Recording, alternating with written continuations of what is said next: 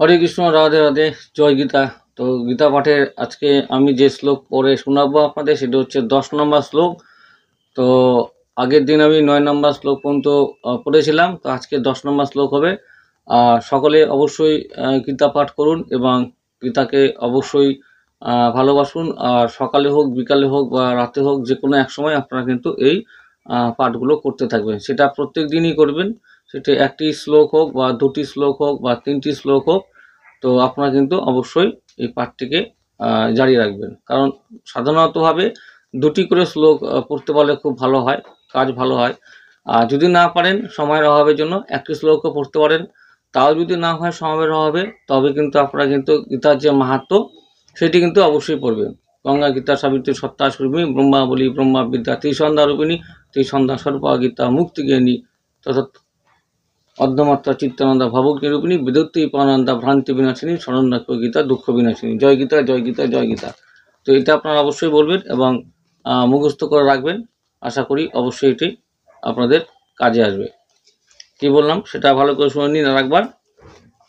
যদি কেউ গীতা পাঠ করতে নাও পারেন, শ্লোকগুলোকে বিশেষ করে তাদের জন্য আমি বলছি, গীতার যে মাহাত্ম্য সেটা কিন্তু অবশ্যই পড়বেন।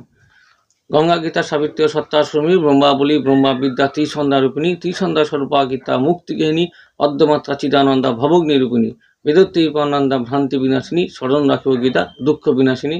জয় গীতা, জয় গীতা, জয় গীতা। এইটুকু পড়বেন, তাহলেই হবে, যদি কেউ শ্লোকগুলো পাঠ করতে না পারেন। আর আমি এর আগে বলেছিলাম যে এই যে গীতাটা আছে আপনার শ্রীমদ্ ভগবত গীতা, এইটা দিয়ে আপনারা শুরু করতে পারেন। মানে এটাটা অনেকটাই মোটা আছে। এটা আমার 3বার 4বার অলরেডি করা হয়ে গেছে, কমপ্লিট। এইটি যে যেটা আপনার লেখক আছে সেটা হচ্ছে সুবোধচন্দ্র মজুমদার ও নৃপেন্দ্র কৃষ্ণ চট্টোপাধ্যায় লেখা। এটা পড়তে পারেন, ভালো আছে খুবই। আর এরপরে আমি এটা 4বার 3বার হয়ে গেছে আমার। এরপরে আমি এটা অলরেডি শুরু করে দিয়েছি আমি। আর বড়টাতে আপনাদের পাঠ করে শোনাচ্ছি, আমি বড়টাও করে শোনাবো আপনাদের সামনে। তো এটা তো পাঠ করছি, বড়টাও আমি কিন্তু যথাযথ যেটা যথাযথ অর্থাৎ শ্রীমদ্ ভগবত যেটা যথাযথ সেটা পাঠ করে শোনাচ্ছি। আর এটা আমি দুপুরে পড়ি আর কি। তো এটা ওইটা শেষ হয়ে গেলে অর্থাৎ বড়টা শেষ হয়ে গেলে, যেমন এটা আপনাদের সামনে এখন পড়ে শোনাচ্ছি, এটা শেষ হয়ে গেলে পড়া কমপ্লিট করতে সমাপ্ত করার পরে এটা আবার আপনাদের সামনে আমি পড়ে শোনাবো। আরও গীতা আছে আমার, অনেক কটি আছে আর কি। অর্থাৎ পাঠ থেকে যেখানে পাঠে যাই সেখান থেকেও আমাকে দান করে, দানও পেয়েছি, সেগুলোও পড়বো। তো একটা একটা করে কমপ্লিট করব। তো সঙ্গে থাকুন। আজকে আমি আপনাদের সামনে 10 নম্বর শ্লোকটি আমি পড়ে শোনাবো। তো এটাকে অবশ্যই আপনারা ভালোবেসে এই পাঠগুলো করবেন। এবং যদি কেউ না করতে পারেন তবে অবশ্যই কিন্তু অন্তপক্ষে শুনবেন। তো 10 নম্বর শ্লোকটি আমি বলছি, শুনতে থাকুন আপনারা। যে অপর্যাপ্তম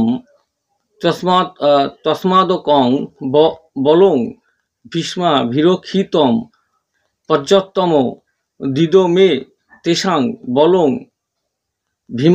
ভীমাক্ষীর ক্ষিতম। তো ভীমাভীর ক্ষিতম, এখানে অপর্যাপ্তম মানে ওই যে অপরিমেব তথ তা অস্মাকম আমাদের বলম বল ভীষ্ম পিতামহ ভীষ্মের দ্বারায়, যে অবিরক্ষিতম মানে সম্পূর্ণ রূপে রক্ষিত, পর্যাপ্তম মানে সীমিত, তু কিন্তু, ইদম এই সমস্ত, এতসাম মানে পাণ্ডবদের, বলম বল ভীমের দ্বারাই, অবিরক্ষিতম মানে সতর্কভাবে রক্ষিত। এবারে এর যে অনুবাদ সেটি হলো আমাদের সৈন্যবল যে অপরিমেয় এবং আমরা পিতামহ ভীষ্মের দ্বারাই পূর্ণরূপে সুরক্ষিত, অপরপক্ষে ভীষ্মের দ্বারাই সতর্কভাবে সুরক্ষিত পাণ্ডবদের শক্তি সীমিত। তাৎপর্য কি হচ্ছে এখানে? তাৎপর্য হচ্ছে যে এইখানে দুর্যোধন কর্তৃক উভয় পক্ষে সামরিক শক্তির তুলনামূলক বিচার করা হয়েছে। সে ভেবেছিল যে সর্বাপেক্ষা অভিজ্ঞ সেনাপতি পিতামহ ভীষ্মের দ্বারাই বিশেষভাবে সুরক্ষিত হওয়ায় তার যে সমর শক্তি অপরিমেয় ছিল। পক্ষান্তরে ভীষ্মের সম্মুখে যে নিতান্তই নগণ্য, অপেক্ষাকৃত যে কম অভিজ্ঞ সেনাপতি যে ভীমের দ্বারাই রক্ষিত হওয়ার ফলে পাণ্ডবদের সৈন্যবাহিনী ছিল সীমিত।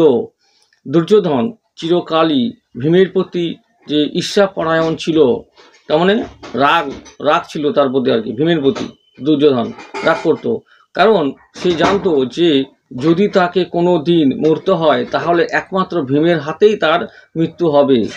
একই সঙ্গে ভীষ্মের মতো শ্রেষ্ঠ সেনাপতির উপস্থিতির কারণে সেই যুদ্ধে তার জয় সম্বন্ধে সে সুনিশ্চিত ছিল। যুদ্ধে জয়লাভ করার বিষয়ে যে সে নিঃসংশয় ছিল সেটি সে প্রতিপন্ন করেছে।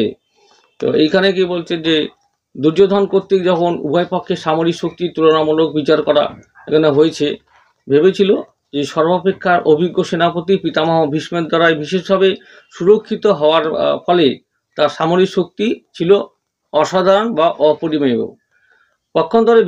পক্ষান্তরে আবার কি যে ভীম, যেহেতু ভীমের সম্মুখে নিতান্তই নগণ্য ছিল, কারণ অপেক্ষাকৃত কম অভিজ্ঞ সেনাপতির ভীমের দ্বারাই রক্ষিত হওয়ার ফলে পাণ্ডবদের সেনাবাহিনী ছিল যে সীমিত।